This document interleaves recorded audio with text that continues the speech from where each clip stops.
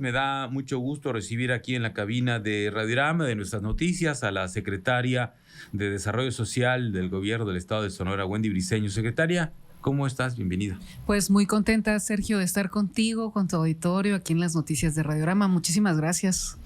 Pues a ver, yo le adelantaba desde la semana pasada, he platicado, le he leído a la audiencia este espacio los datos que arrojó Coneval con respecto de los índices de pobreza en el país, y le adelantaba yo al público que pues ahora íbamos a platicar lo que tocaba Sonora, ¿verdad? Exacto. ¿Qué pasa por las políticas que a ti te toca implementar ahí en Cedesol? Pues hay muy buenas noticias. Primera cosa hay que decir, si bien siempre habrá retos, hay buenas noticias y también hay que comunicarlas. Así como hay una reducción importante de la pobreza a nivel nacional, Sonora está, vamos a decir, está por debajo de esa media nacional en pobreza, es decir, se coloca como una entidad que avanzó como entidad con menos pobreza. Por ejemplo, en el caso de pobreza, que es lo que resume pobres y pobres extremos, al final pobreza, se reduce 8.2% la pobreza en el estado. Esto significa que en 2020 hablábamos de alrededor de 885,000 personas. Y en esta última medición, y hubo un incremento, te acordarás, en 2020, sí, lo por recuerdo, el tema de la pandemia. Uh-huh. En esta última medición, incluso estamos por debajo de antes de la pandemia y de 2016. O sea, realmente es una reducción importante, donde alrededor de 240,000 personas salen de la pobreza. Ahora estamos hablando de 650,000 personas en pobreza y pobreza extrema. No es reto menor, por supuesto, pero sí hay que hablar de que estamos avanzando con alrededor de 240,000 personas que salen de la pobreza, y esa es una buena noticia. En cuanto a pobreza extrema, ahí Sonora además gana, vamos a decir, posiciones. Sonora estaba en el número 11 a nivel nacional de entidades con menor pobreza extrema. Hoy está en el número 5 de entidades con menor pobreza extrema a nivel nacional. Esto representa que de 3.5% de personas en pobreza extrema, es decir, la pobreza más dura de todas, esta pobreza de varias carencias, de no saber qué comer,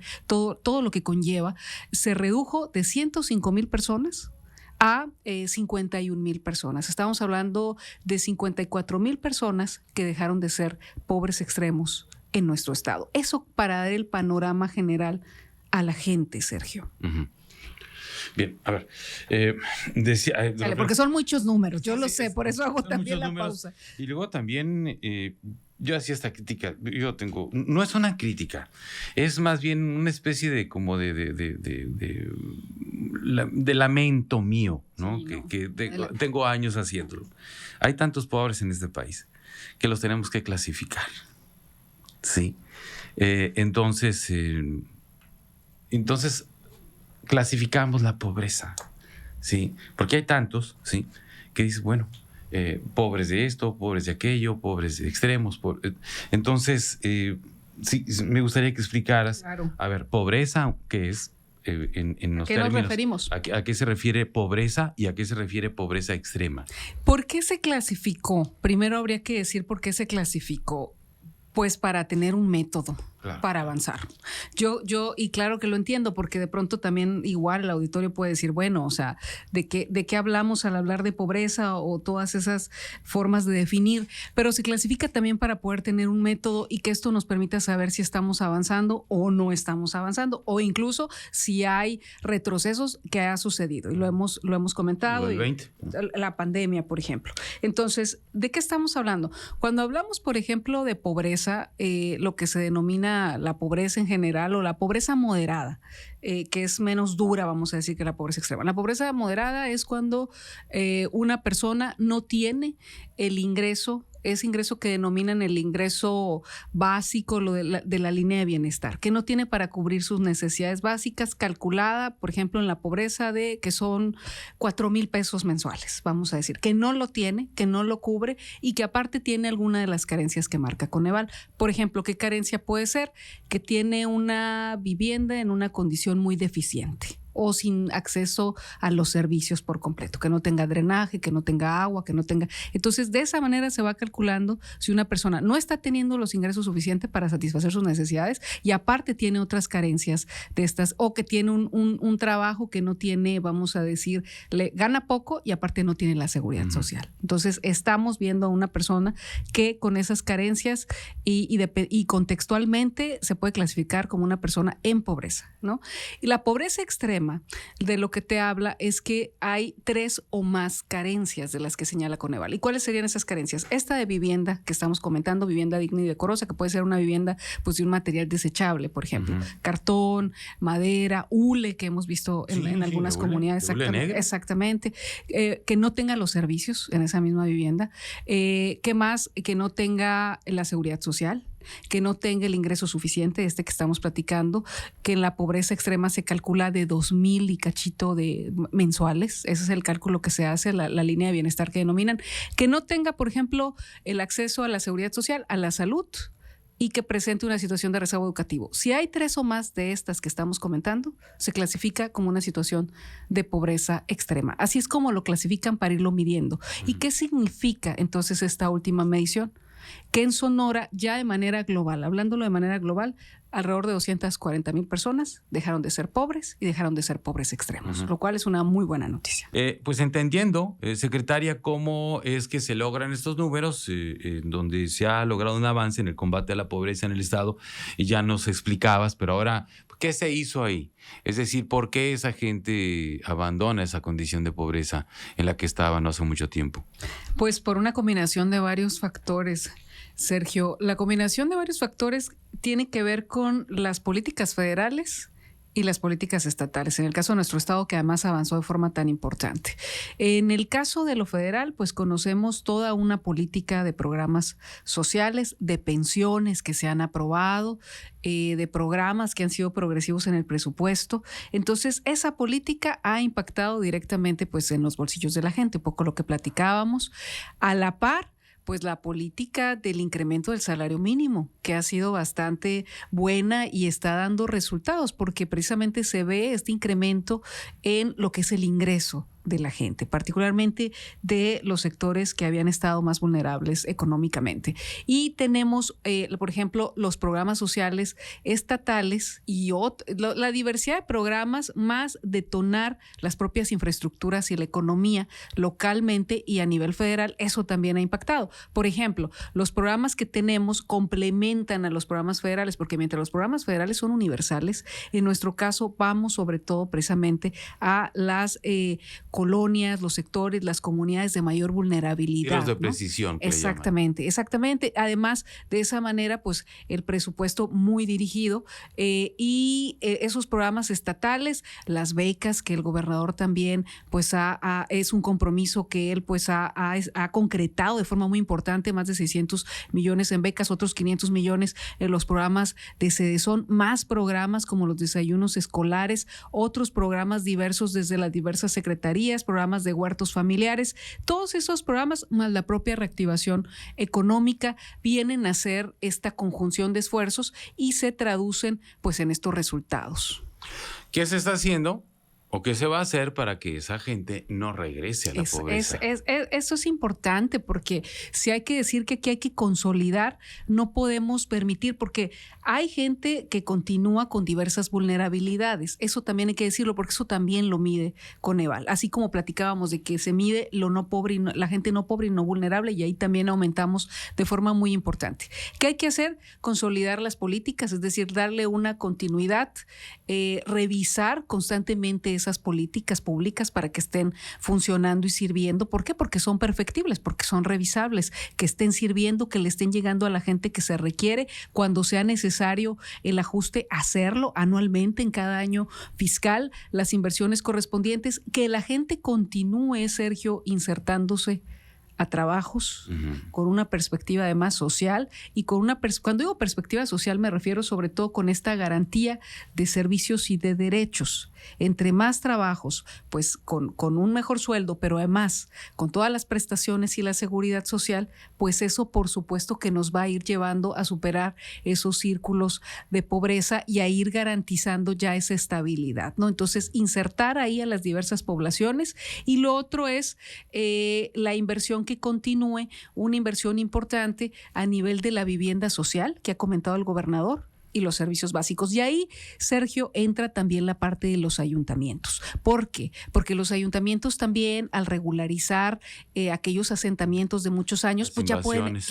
ya pueden entrar los servicios, estamos de acuerdo. Hay invasiones que tienen muchos años. Yo creo que ya les toca ser regularizadas, ser atendidas de forma integral, porque eso nos permite introducir todos estos servicios que se necesitan. Entonces, eso es lo que tenemos que hacer. Al final es un trabajo conjunto de órdenes de gobierno y de los otros poderes, por ejemplo, el Poder Legislativo, por supuesto que también cuenta con la aprobación de presupuestos. Es transversal, ¿no? Como le dicen. Así es. A todo mundo le va tocando una parte. Exactamente. Justamente la semana pasada escuchaba que la Dirección de Bienes y Concesiones tiene que entregarle un estudio, creo que hídrico, al Ayuntamiento de Hermosillo para que después de eso el Ayuntamiento ya regularice los terrenos de una invasión. Eso, por ejemplo. Sí. Mucha gente quizá no sabe, no, es más, no es obligación saberlo de la gente, eso lo tienen que saber los funcionarios de gobierno.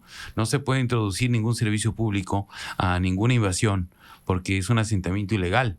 El Ayuntamiento no puede meter un tubo de agua, no puede meter nada porque es ilegal hasta que esté regularizado, ¿no? Es correcto. Y hay gente que no le queda claro todavía eso. Yo creo que hay que explicarlo muchas veces. ¿Por Sí, qué? sí. Hay que explicarlo también porque de esa manera también la gente puede acercarse a hacer el trámite, a pedir su trámite, a pedir más información y puede concretar ese derecho, pues. Y como tú dices, de las partes que nos toca como servicio público, pues hacer también lo correspondiente para que eso se concrete. Entonces, de esa manera es como podemos consolidar un mayor bienestar para toda la gente en Sonora. Fíjate que esto siempre ha sido polémico, hay gente que está a favor, hay gente que está en contra, el tema de los programas sociales. No en contra de que se ayude, yo creo que nadie en su sano juicio va a estar en contra de que se ayude a un sector vulnerable. Así es. De eso estamos, yo creo que, al menos yo sí estoy de acuerdo. Pues. Así es. El punto es hasta qué punto esa condición de no pobreza está siendo abandonada por la ayuda social, y si un día esa ayuda social desaparece, es decir, esa persona que está dejando la pobreza está en condiciones de por sí misma permanecer fuera de la pobreza.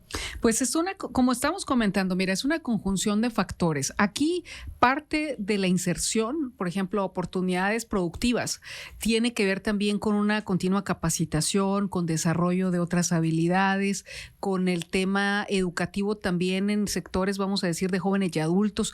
Todo va de la mano y todo finalmente es parte de lo que mide el Coneval. Precisamente cuando hablamos del denominado rezago educativo, también habla de eso, pues de cómo vamos ampliando las competencias, cómo se reconoce los saberes de la gente a lo largo de su vida. Es decir, eso también es importante y se hace a través de instancias como el INEA, como el ICEA. Entonces, es un complemento.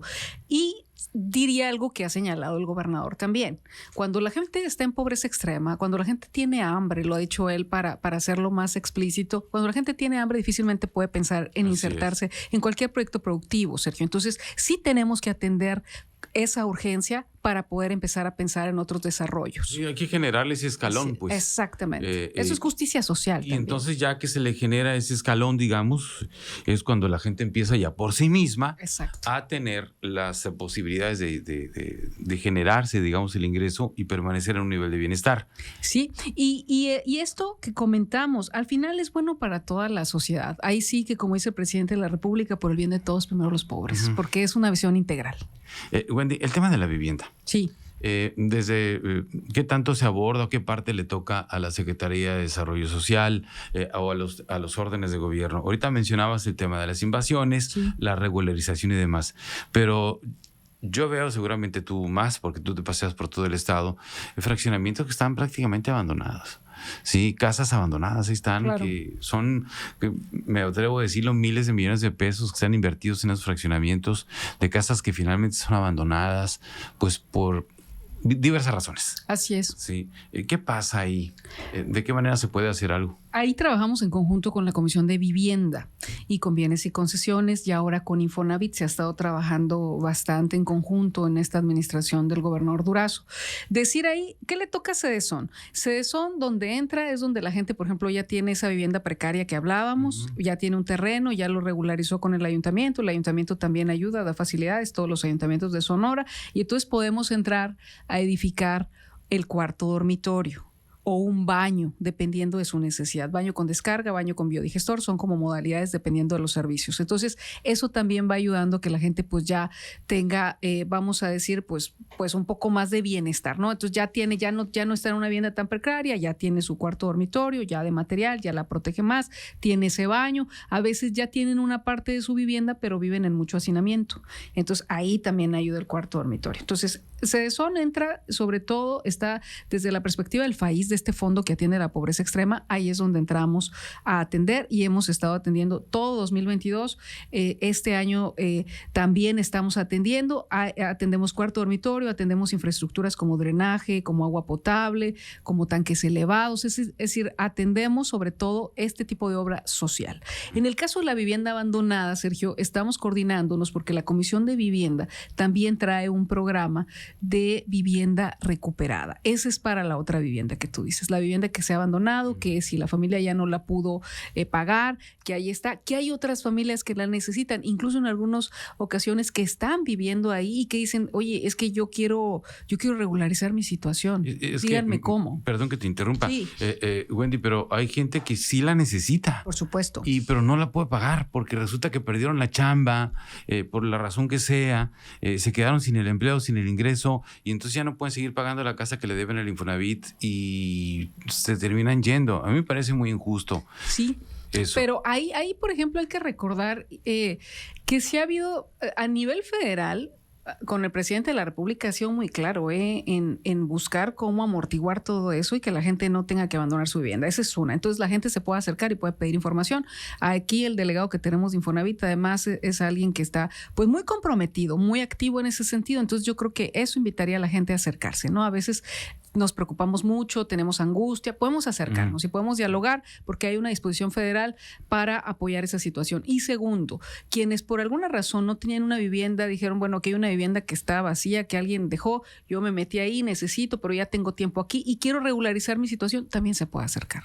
También se puede acercar porque además la vivienda es un derecho, el gobernador tiene un compromiso, dijo vamos a generar más vivienda social, pero además también vamos a recuperar vivienda. Entonces hay apertura con la Comisión de Vivienda que es COBES, ¿no? Con COBES, como la conocen, hay apertura y también con Cedesón se pueden acercar. Hemos canalizado casos a COBES, les hemos dado seguimiento y hemos visto que hay respuesta y que hay soluciones. Bien, hay otros factores, no solamente el factor de que la casa la deben, etcétera, una razón que te decía ahorita, hay otras que son la verdad más simples, ¿no? No llega el camión, no pasa el camión por ahí, entonces se van a vivir a la casa de la suegra. Dejan la casa porque está en un sitio apartado de la ciudad, le quedó lejos, entonces se van con la suegra, dejan la casa, ya no la vuelven a ver esa casa, al rato regresan, está vandalizada, etcétera. Es decir, son muchos factores, sí, ¿no? Puede ser multifactores, pero por eso sí se está haciendo un programa de recuperación de vivienda, porque también puede ser que esa casa, ese espacio que se dejó, pues se convierta en otro tipo de problema social ahí en la colonia, ¿no? Ya conocemos esas historias también en diferentes fraccionamientos. Entonces, bueno, por lo pronto son datos positivos, así es, sin dejar de reconocer los retos que tú misma dices. Sí, hay retos, por supuesto que sí, hay que consolidarlos, hay que seguirlos atendiendo. Es un avance muy importante. Pero hay que consolidar esos retos, seguir revisando los programas, las políticas públicas y seguir adelante para que la gente realmente llegue a ese bienestar que es parte de nuestros derechos. Wendy, te agradezco mucho que hayas podido venir. ¿Algún otro dato de cierre para compartirlo? No, pues agradecerte mucho a ti, que estamos siempre en la disposición en la Secretaría de Desarrollo Social, a la orden, contigo, con la gente, ahí estamos. Que te vaya muy bien. Gracias, Sergio. Hasta luego.